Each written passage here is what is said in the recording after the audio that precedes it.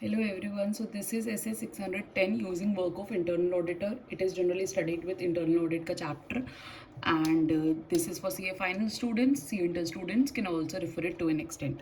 So external auditor कौन होता है जिसके पास sole responsibility होती है. इंटरनल ऑडिटर के आने से उसकी रिस्पॉन्सिबिलिटी रिड्यूस नहीं होती है.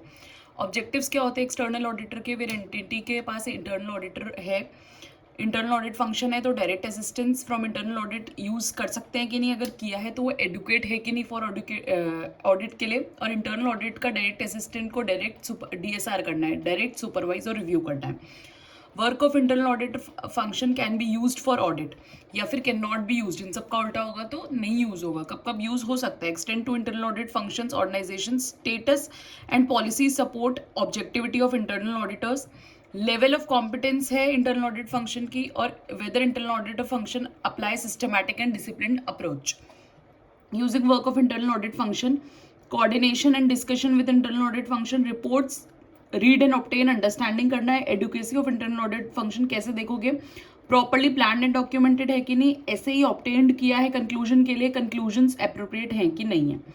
Nature and extent of internal audit functions, work that can be used, किस एक्सटेंट तक कर सकते हैं. Nature and scope of work by internal audit function क्या क्या है, इसका शॉर्ट फॉर्म में role ST. Compliance of regulatory requirements क्या है, operating effectiveness of control, limited judgment of subsequent procedures, observation of inventory counts, audit of subsidiaries, and tracing transactions through IFRS. And significant judgment, less work of internal audit function, objectivity of internal audit, lower level of competence, higher risk assessed ROMM, more judgments in planning and performing and evaluating audit evidence gathered जो gather किए हैं audit evidence. Whether internal audit can be used to provide direct assistance.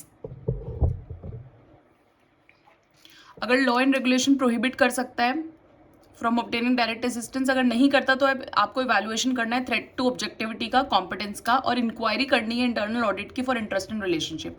अब threat to objectivity कैसे evaluate करोगे, ये factors हैं.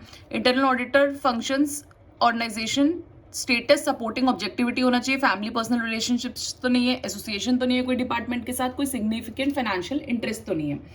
External auditor shall not use internal auditor to provide direct assistance if, कब use नहीं करना, there are significant threat to objectivity है कोई, या फिर इंटरनल ऑडिटर लैक कर रहा है sufficient competence to perform work. Nature and extent of work for using direct assistance. External auditor shall consider, external auditor uses internal auditor to provide direct assistance. External auditor shall include in documentation क्या क्या, evaluation of an of existence and significance of threats देखना है, assessed ROMM देखना है, amount of judgment with respect to planning and performing audit procedures, evaluation of audit evidence gathered. External auditor shall not use direct assistance कब, making significant judgments के cases में, relate to higher ROMM है, relate to work reported to management line TCWG या relate to decisions external auditor makes as per SA 610. Review of work performed by IAS.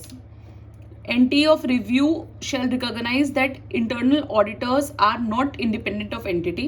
Independent of entity अगर नहीं है तो review shall include external auditors checking underlying audit evidence or sufficient DSR. Direct supervise and regulate that internal auditor have sufficient and appropriate audit evidence to support conclusions. Communication to TCWG क्या करोगे, how external auditor plan to use work of internal auditor function, ये आप communicate करोगे.